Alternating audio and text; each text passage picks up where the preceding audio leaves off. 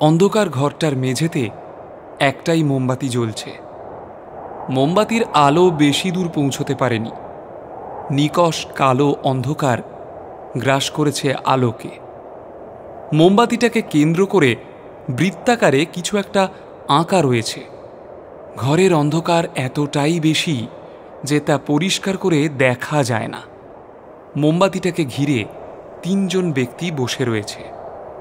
সবার মুখ ঢাকা, আর প্রত্যেকের সামনে একটা করে ছুরি রাখা আছে, কিন্তু কেউই তা হাতে নিচ্ছে না।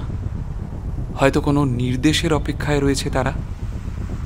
বেশ কিছুক্ষণ কাটলো এরকমভাবেই। বাইরে মেঘের গর্জন শোনা যাচ্ছে।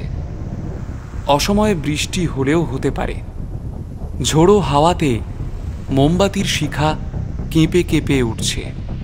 ওই 3 রহস্যময় ব্যক্তির ছায়া দেওয়ালে পড়ে ঘরের পরিবেশ আরও রহস্যময় করে তুলেছে। চতুর্থ একজন ঢুকলো ঘরটার মধ্যে।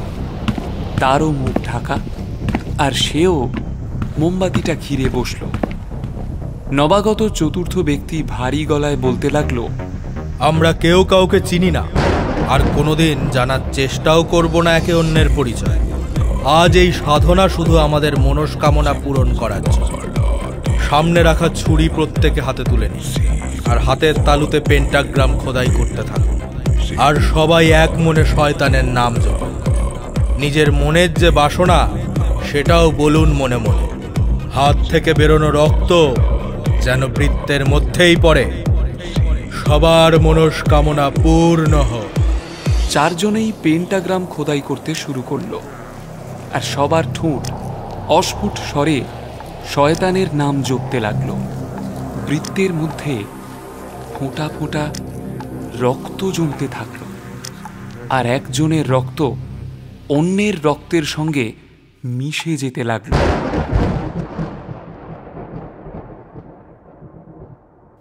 আপনি শুনছেন সাহিত্য এফএম। কান পাতলেই খুশি। আমাদের চ্যানেলে আপনি স্বাগত। মুঠোফোন আর কম্পিউটার স্ক্রিন ছাড়া আজকের সময় প্রায় অচল। তাই অ্যাসাইনমেন্ট কিংবা সেন্টিমেন্ট সবকিছুই যখন স্ক্রিন নির্ভর, তখন গল্প স্বল্প এখানেই হোক না হয়। তাই আমাদের নিরন্তর প্রচেষ্টা থাকবে আপনার জন্য বাংলা ও বিশ্ব সাহিত্যের সমুদ্র থেকে কিছু জলোচ্ছ্বাস ধরে রাখার। শুনেই দেখুন না, আশা করি ভালো লাগবে। বেশ কয়েক মাস পরের ঘটনা। দিনটা ছিল 13 তারিখ, শুক্রবার। ডিসেম্বরের জাঁকিয়ে পড়া শীতে ইন্সপেক্টর অমরেশ বসু ডান হাতে একটা সিগারেট ধরিয়ে মৃতদেহের দিকে কিছুক্ষণ তাকিয়ে থেকে জুনিয়র শ্যামলকে বললেন, পার্ক সার্কাসের সরু গলিতে গলার নলি ফালা ফালা করে কাটা অবস্থায় একটা মেয়ের দেহ পাওয়া গেছে। গত 5 মাসে এই নিয়ে 3 নাম্বার হলো। সেই শুকিয়ে যাওয়া শরীর আর বাম হাতটা মুঠো করা। শরীরে কোনো জামা কাপড় খোয়া যায়নি। চোখ দুটো যেন ঠেলে বেরিয়ে আসছে। দেখে মনে হচ্ছে মৃত্যুর আগে খুব ভয় পেয়েছিল কিছু দেখে। মৃতদেহের মুঠো করা হাতের দিকে হাত বাড়াতে যেতেই অমরেশ বিরক্ত হয়ে শ্যামলকে বললেন, আরে কবে শিখবে তুমি? ওগুলো ফরেন্সিকের কাজ। না মানে ওই বাঁ হাতটা দেখতে যাচ্ছিলাম আর কি। শ্যামলের কথায় কান না দিয়ে সিসিটিভিগুলো লক্ষ্য করে আপন মনে অমরেশ বলে উঠল, এবারে খুনি বাছাধন ধরা পড়লেও পড়তে পারে। এসিপিকে রিপোর্ট দিতেই হবে যে করেই হোক। স্যার স্যার ফরেন্সিকের টিম এসে গেছে। ফরেন্সিকের আবির রায় এসে অমরেশের সাথে দেখা করে দলবল নিয়ে কাজে লেগে পড়লেন।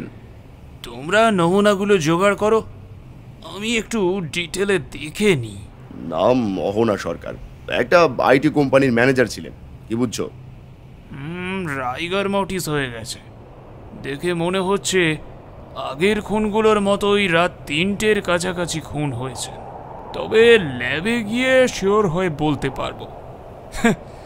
এসিপি তো রেগে বোম হয়ে যাবে এবার অমরেশ দা। 3 নম্বর তো এটা। আপনি হলেন সিরিয়াল কিলার ধরায় অভিজ্ঞ, আর আপনি পারছেন না। খুনের সময়টা জানাও তুমি, তারপর খুনের চেহারাটা দেখা শুধু সময়ের অপেক্ষা। শ্যামল, হ্যাঁ অমরেশ দা বলুন। এক কাজ করো, এই সিসিটিভিটা রাত 2টো থেকে 5টা অব্দি ফুটেজ বের করাও।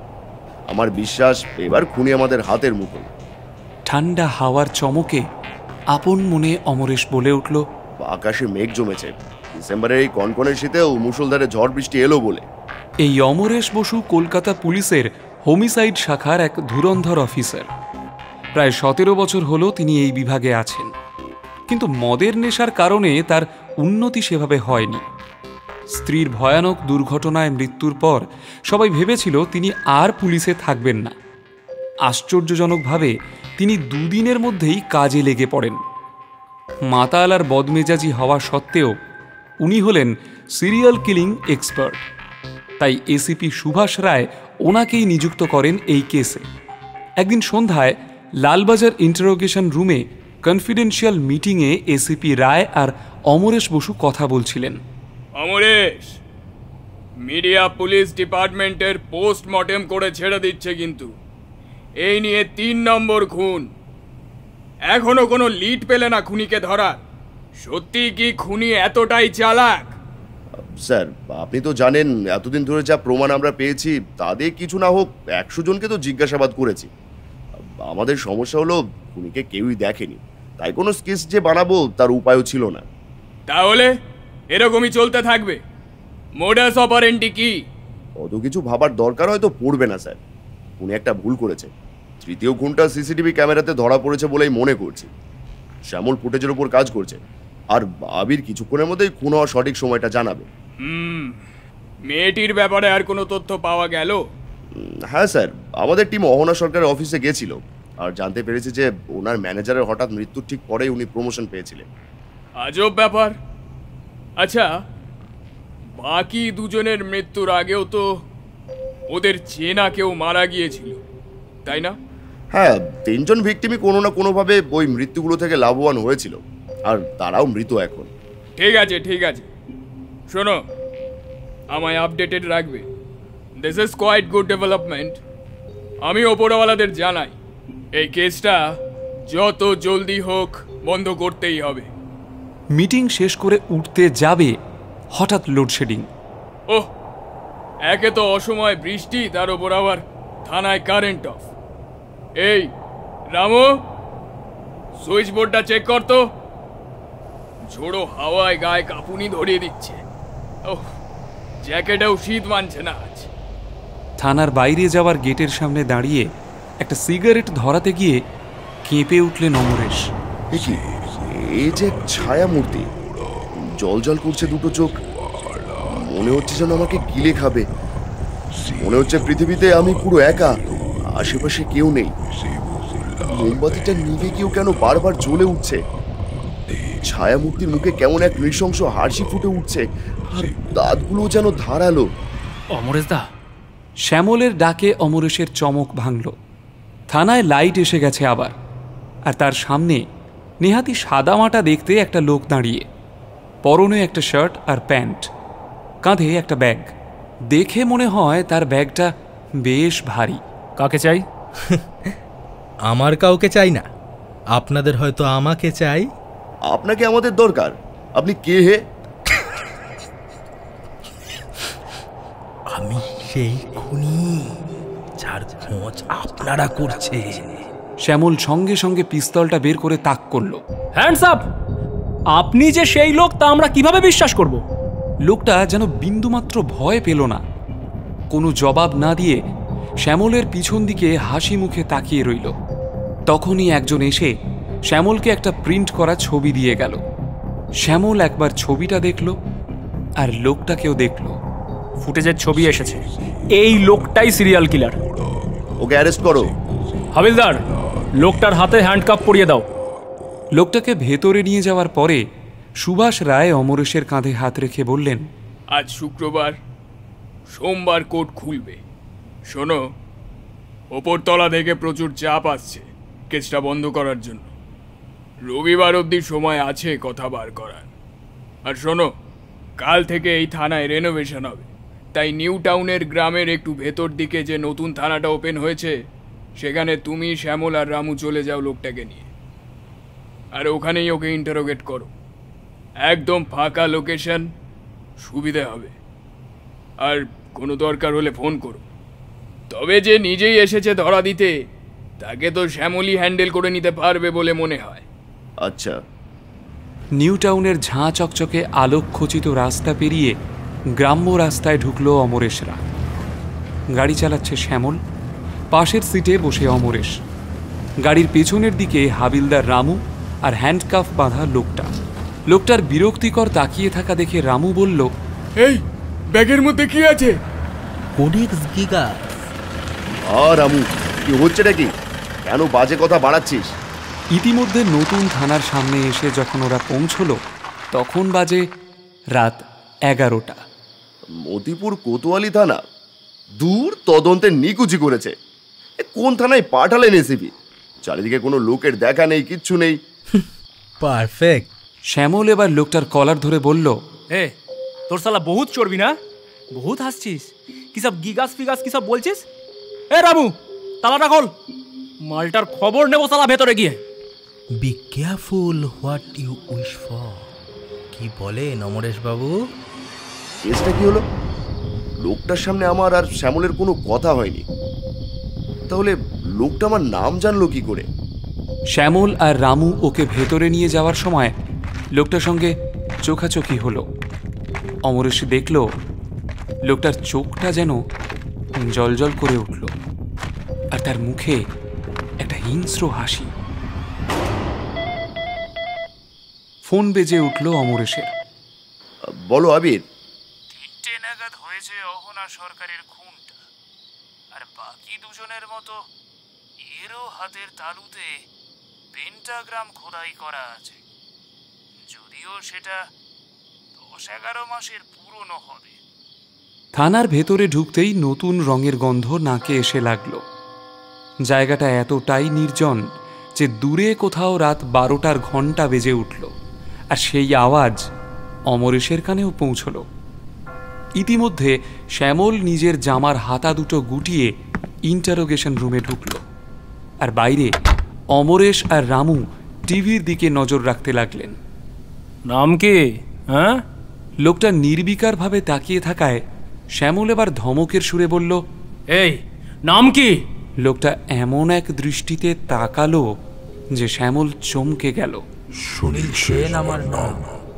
আরে তাজ্জব ব্যাপার তো, লোকটার গলার আওয়াজ, চাহনি, সবটাই যেন আগের সঙ্গে মিলছে না। গড়িয়াহাটে আমার দোকান আছে একটা।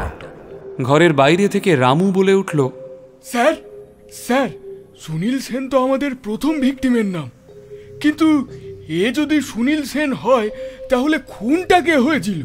তুই শিওর তুই সুনীল সেন? তো নিজের যা নাম সেটাই তো বলছি। এই গলাটা নর্মাল করে কথা বল। আজব ব্যাপার তো, আমার যা গলা তাতেই তো বলছি।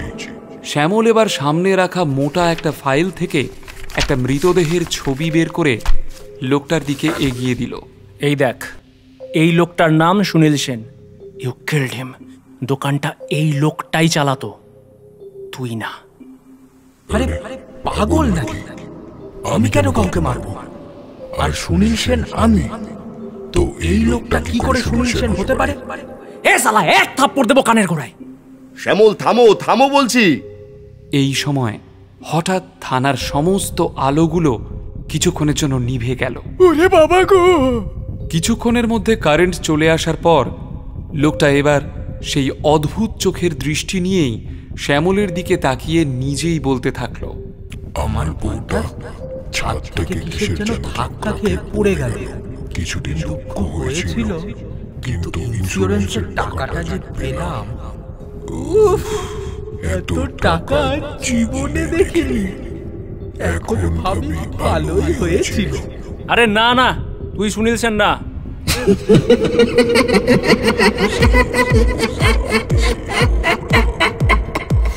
কেন? তাহলে আপনার কি মনে হয় আমি কে?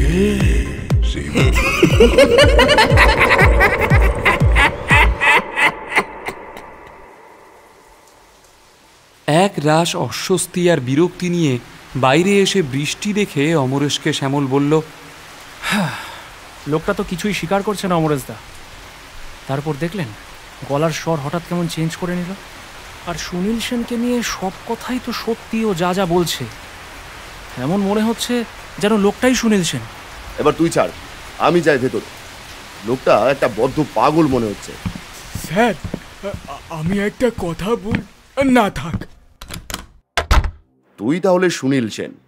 সবাইকে অবাক করে দিয়ে আবার লোকটার মুখের ভঙ্গিমা পরিবর্তন হলো, কেমন যেন মেয়েলি ভাব। লোকটা পরিষ্কার নারী কণ্ঠে বলে উঠল, তুই একজন মহিলাকে তুই বলছেন? অহনা সরকার নাম আমার। সুনীল একজন মহিলার সাথে কিভাবে কথা বলতে হয় আপনি জানেন না? ইয়ার্কি মারছেন নাকি? একজন মেয়েকে আপনি সন্ধ্যার পরে জেলে ধরে এনেছেন, জানেন এটা অন্যায়। বৃষ্টির রাতে কনকনে ঠান্ডাতেও অমরেশের কপালে ঘামের বিন্দু দেখা গেল। সঙ্গে রামু আর শ্যামল হতবাক। ব্যাপারটা ঠিক সুবিধা লাগছে না আমার। কি অস্বাভাবিক ঘটনা চলছে এখানে। কে তুই? আবার তুই একজন মহিলাকে তুই বলছেন? আমার নাম অহনা সরকার, কানে ঢুকিয়ে নিন। চমকে উঠেও নিজেকে শান্ত রেখে অমরেশ বলল, আপনি ম্যানেজার না? আমার ম্যানেজার হার্ট অ্যাটাক করে মারা যায়, তারপরেই আমি ম্যানেজার হই। লোকটার সাথে ঝামেলা ছিল আমার। বুড়ো না মরলে আমি হতেই পারতাম না ম্যানেজার। কিছু বুঝতে পারছেন কি অমরেশ বাবু? মুখে খানিকটা ভয়ের ভাব নিয়ে এবার মেজাজ হারালো অমরেশ। টেবিলের উপর প্রচণ্ড জোরে চাপড় মেরে চেয়ারটা দূরে ঠেলে দিয়ে চিৎকার করে উঠল, is this a joke to you? ওর বলা সে যে তুই বিভ্রান্ত করছিস তখন থেকে। কিন্তু তুই অমরেশ বসুকে চিনিস না। কথা কিভাবে বার করতে হয় তা আমি ভালো করেই জানি। অমরেশ লোকটাকে টেনে তুলল, তারপর জোরে একটা ঘুষি মারল চোয়াল লক্ষ্য করে। লোকটা মেঝেতে পড়ে গিয়ে হঠাৎ প্রচণ্ড ভয় পেয়ে নিজের স্বাভাবিক গলাতেই বলতে লাগলো, মারবেন না স্যার। কেন মারছেন স্যার?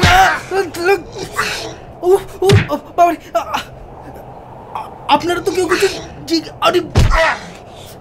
কেউ কিছু জিজ্ঞাসাই করলেন না, তার আগেই মারছেন। আচ্ছা মারবেন না, মারবেন। বলছি আমি প্লিজ মারবেন না স্যার।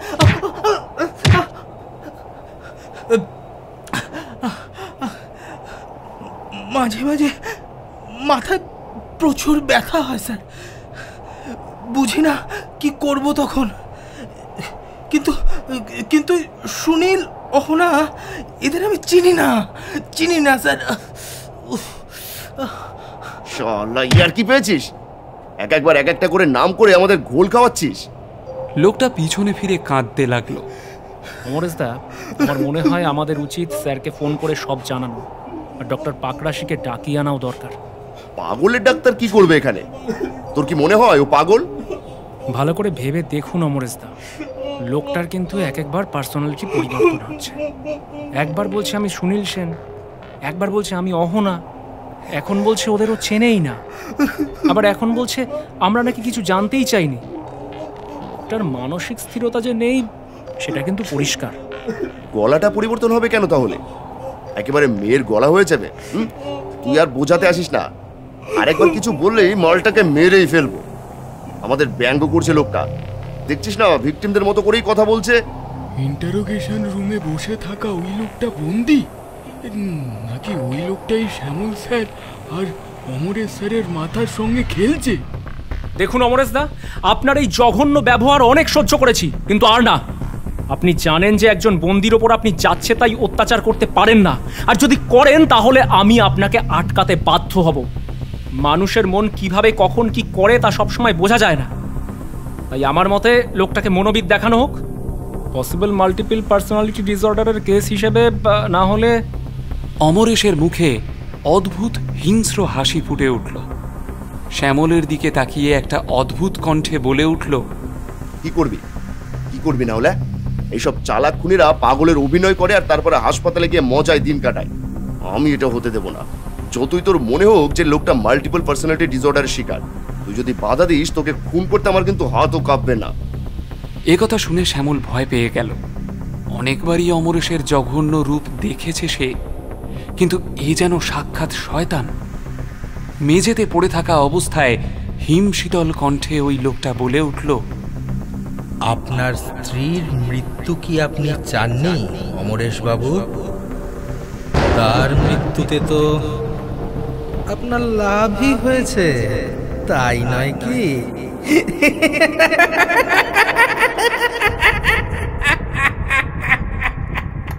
বাচ্চাটাকে মেরেই ফেলবো, বহুত বার বেড়েছে না তোর? অমরেশ দা শান্ত হন, এসব করবেন না প্লিজ, প্লিজ বন্দুকটা নামিয়ে নিন। শ্যামলকে বাধা দিতে গেলে অমরেশ জোরে একটা ঘুষি মারল, আর শ্যামল প্রায় উড়ে গিয়ে ইন্টারোগেশন রুমের কাঁচ ভেঙে বাইরে গিয়ে পড়ল। এই ধূধু প্রান্তরে এই শব্দ বিদ্যুৎ চমকানোর শব্দের সাথে মিশে এক ভীষণ পরিবেশ তৈরি করল। রামু দৌড়ে গিয়ে শ্যামলকে ধরল। অমরেশ স্যারের মাথা আজ খারাপ হয়ে গেছে, কে পাগল বোঝা যাচ্ছে না, লোকটা নাকি অমরেশ স্যার। একটা ভাঙা কাচের টুকরো শ্যামলের কাঁধে ঢুকে গেল, আর সেখান থেকে রক্ত বেরোতে থাকলো। রামু নিজের পকেট থেকে রুমাল বের করে শ্যামলের ক্ষততে বেঁধে দিল। শ্যামলের চোখ মুখ ব্যথায় কুঁচকে যেতে লাগলো।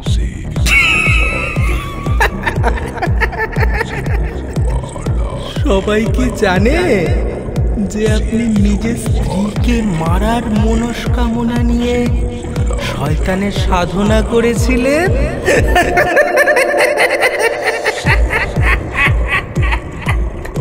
Shut up! তুই এসব কিভাবে জানলি? তোর তো জানার কথা নয়। অমরেশ লোকটার কপাল লক্ষ্য করে ট্রিগার টিপে দিলেন। রক্তের ছিটে দেওয়ালের এখানে ওখানে লেগে গেল। মাথার হলুদ ঘিলুও এখানে ওখানে ছড়িয়ে পড়ল। লোকটা আর্তনাদ করে উঠল। রাত 2:05।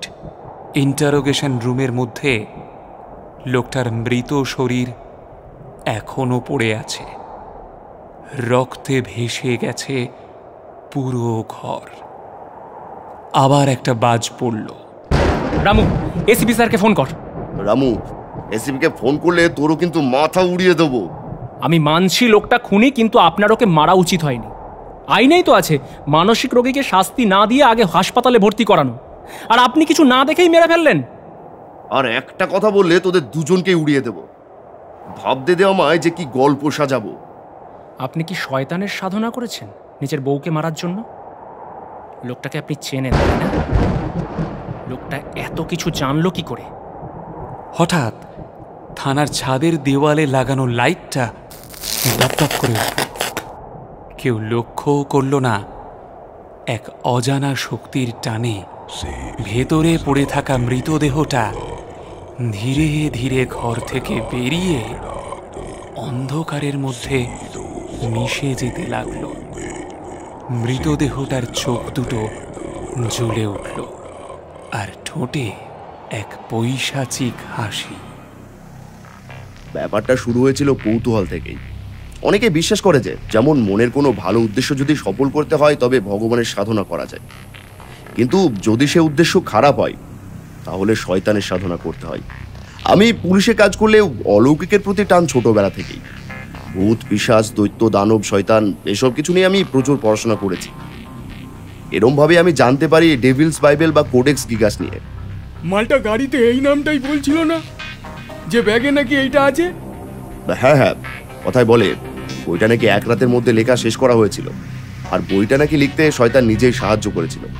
ওইটা হলো দুনিয়ার একমাত্র বই যেখানে শয়তানের নিজের ছবি দেওয়া আছে। সবচেয়ে রহস্যময় ব্যাপার হলো যে বইটার কয়েকটা পাতা নেই, মানে পাতাগুলো ইচ্ছে করে ছিঁড়ে নেওয়া হয়েছে, তাই ওই কটা পাতায় কি লেখা ছিল কেউ জানতে পারেনি। আপনার এইসবে এত আগ্রহ ছিল? কি লেখা ছিল পরে জানতে পেরেছেন কিছু? এবার আমি কেন এসব করছিলাম সেই কথায় আসি। নন্দিতাকে আমি সন্তান দিতে পারিনি। 17 বছর বিয়ের এমন কোনোদিন যায়নি যে ও আমায় খোঁটা দেয়নি। ওর পরিবার, বন্ধু বান্ধব সবার সামনে আমায় অপমান করেছে এই নিয়ে অনেকবার।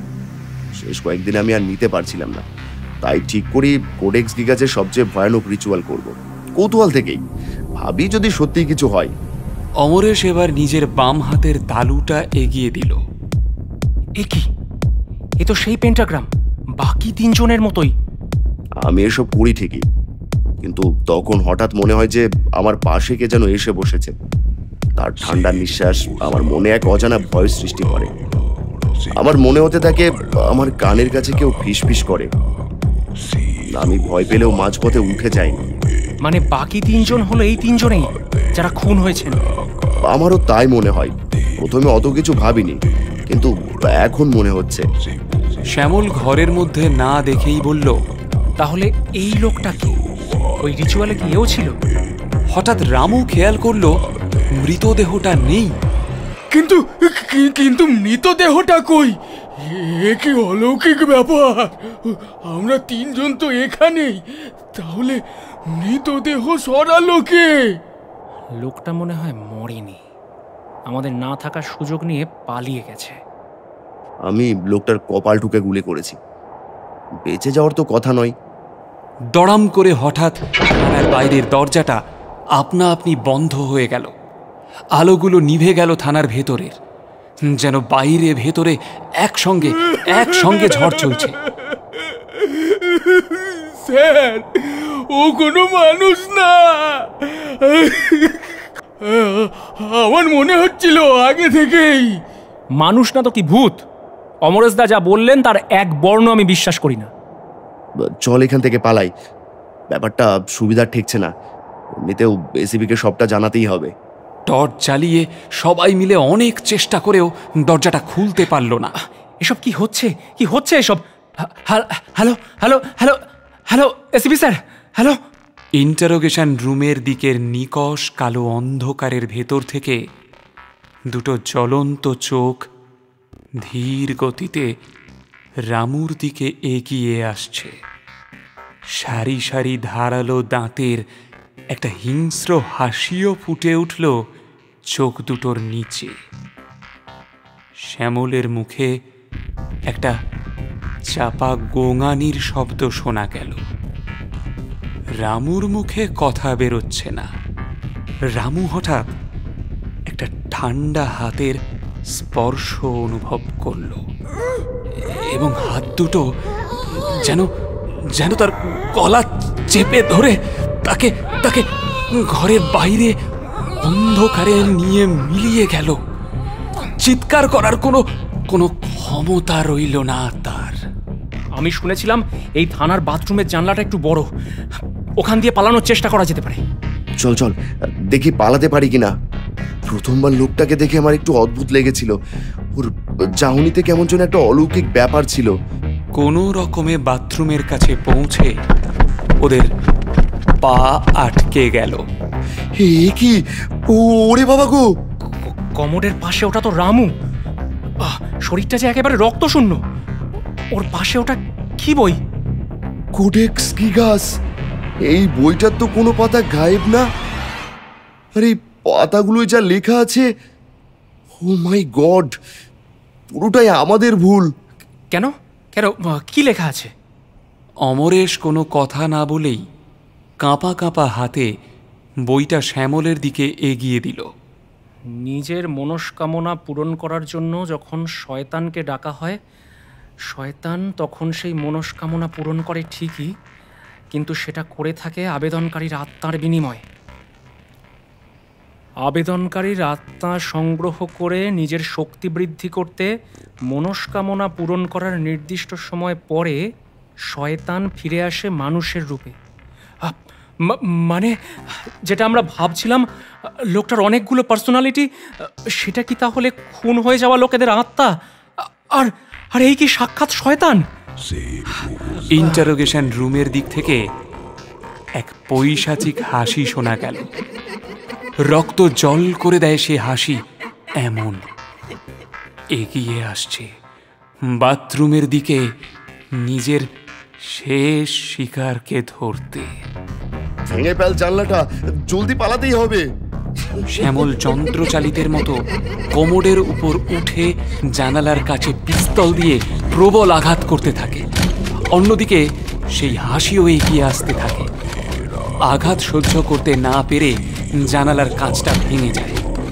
আমায় আগে বেরোতে দে শ্যামল।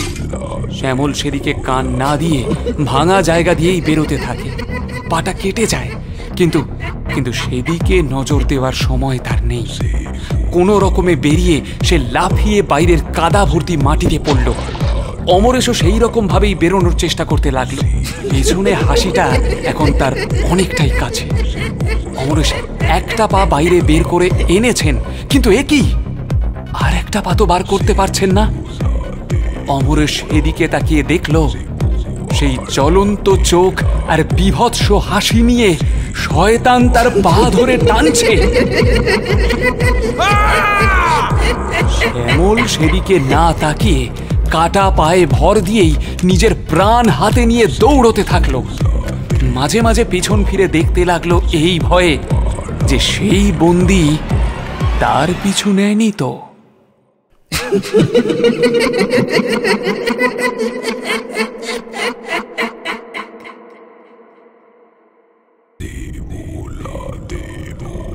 শুনলেন বন্দি, কাহিনী শোভন কাপুরিয়া, নাট্যরূপ সুচেতা মিত্র, গল্পের সূত্রধার আমি মৌমিতা ঘটক।